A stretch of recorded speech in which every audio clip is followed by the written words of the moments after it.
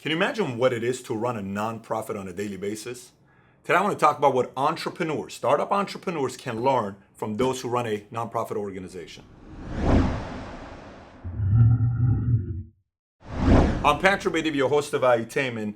This past week, I visited Toronto, Canada, and then I went to Jacksonville and Fort Lauderdale and San Francisco. And during that trip, I was visiting several other entrepreneurs, startup entrepreneurs, business owners. And a question was brought up. Is it harder to run a nonprofit or is it harder to run a profit organization? I asked the question this.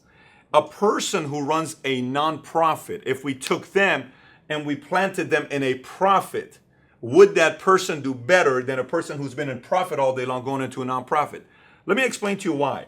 There is a lot we can learn from nonprofit organizations, especially startup entrepreneurs. Lots to be learned from nonprofit organizations. I came up with there was a lot of points, but 6 main points I came up with on what we as startup entrepreneurs can learn from different nonprofit organizations, leaders who lead nonprofit organizations. First one's this. If you're around a leader of a nonprofit organization, they cannot help but talk about their cause and the purpose of their nonprofit all the time. There is no way in the world you can be around a nonprofit organization leader, anybody, and have them not talk about their cause. Sometimes, profit entrepreneurs, they're going to talk about profits. They're going to talk about business. They're going to talk about their revenues, the numbers. A nonprofit knows what gets you to get the funding is you have to constantly talk about your purpose and your cause. Sometimes startup entrepreneurs talk too much about the business, the how-to, not enough about the bigger picture. There's a lot to be learned there from what nonprofits do, no matter who they talk to. Second thing about nonprofits that's very unique that we can all learn from as our startup entrepreneurs is because they work with volunteers every day, they're constantly having volunteers that come.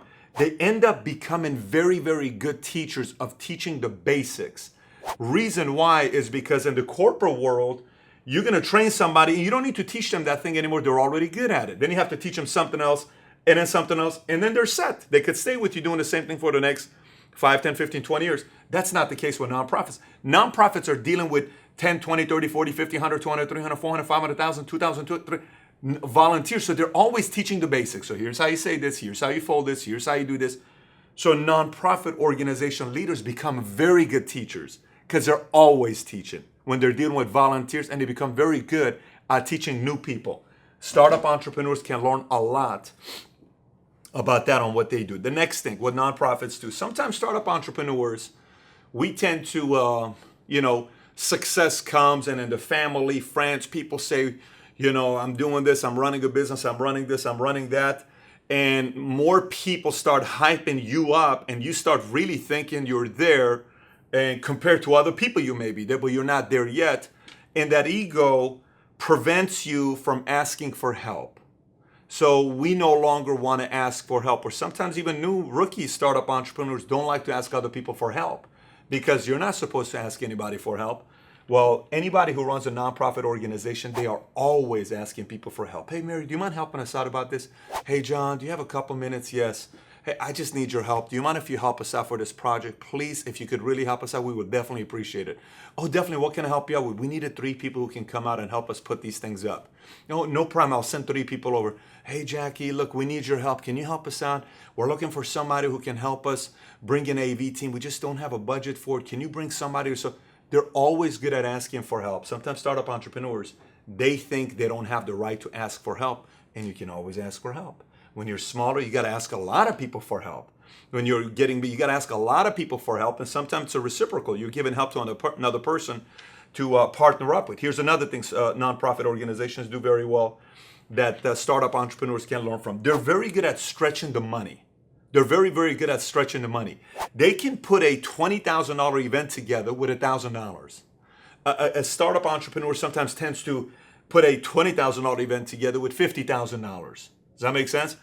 A nonprofit stretches the money. How can we work over here? How can we do something about this part? What can we do to get volunteers in this part? Who can we get that can help out with this part? At the beginning stages of a company, being an entrepreneur yourself, you're tight with money. You can't spend a lot of money on a lot of different things. So you need help as much as possible to figure out how you can stretch $2,000, $3,000, $4,000 because you don't yet have capital of $400,000, $4 million, or $40 million to be able to do the bigger things. You need to learn how to work with the $4,000 or $40,000 to stretch it. Nonprofits are very, very good at breaking it down and trying to get it to be as tight as possible. Here's another thing that nonprofit organizations leaders do very good at.